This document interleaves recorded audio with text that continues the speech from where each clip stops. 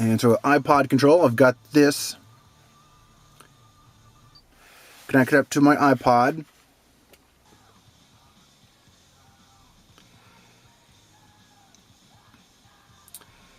And hasn't brought up, there it is. There's the album art there.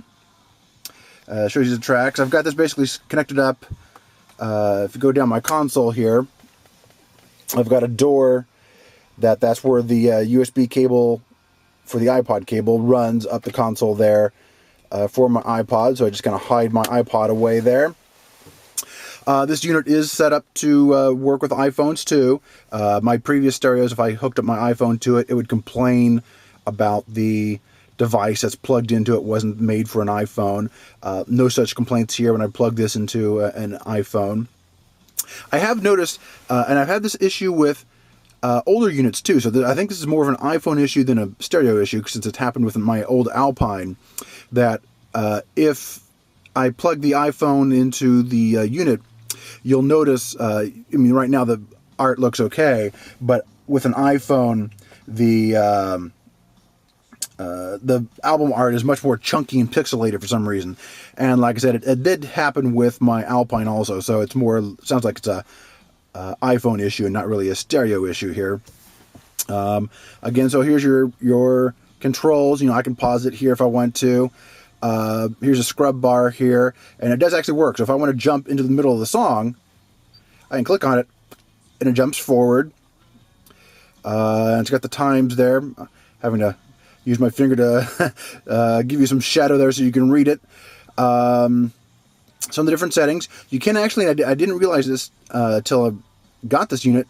This button here, it will allow you to control the iPod from the iPod. So if I click on that, it switches the control from this unit down to the iPod, and that's pretty cool. I mean, there are certain situations where it's easier to handle the setup with the iPod. So it's, you know, some of your different settings there for repeating and you know, that kind of stuff. That's for audiobooks. EQ, of course. And the different settings here. Basically, again, this is your menu here, the magnifying glass for your iPod menus, and I'll show you that in a second, and your presets. The tools here are for your menu, which there's also a redundant button here for the menu down here in the bottom left corner. This button here is for showing your pictures. So if I had an SD, you know, if I stuck my SD in there with a bunch of pictures and I wanted to look at the pictures like a slideshow while I'm listening to music, I could click on that and it'll bring up, you know, the slideshow and that kind of stuff. So again, to work with this here, I can click on this and it brings up a list. Now, actually, I had this set up, I was looking at my video here.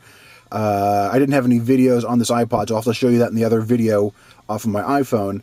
I can switch back to audio files, and I can go to the different, you know, artists, and it'll pull up different artists there.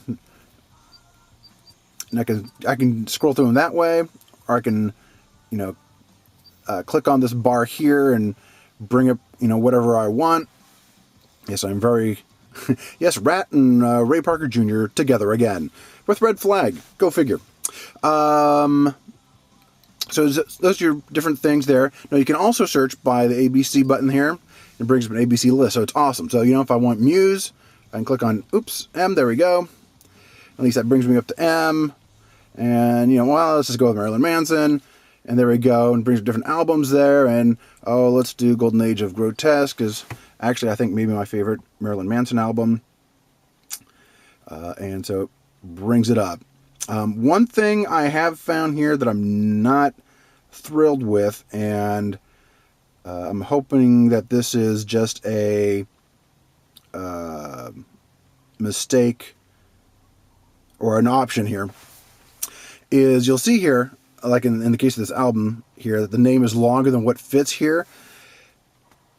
And you would think, and especially on a high-end system here, that it would at least scroll or something and give you the full information if it fits past that line. Like you may have noticed earlier if the smells like Team Spirit, where the name got cut off on the end here. So I have to double check that. I'm not finding a way yet to make that scroll. Maybe it's in the menus. If it doesn't scroll, that is kind of cheesy, that it cuts off the names.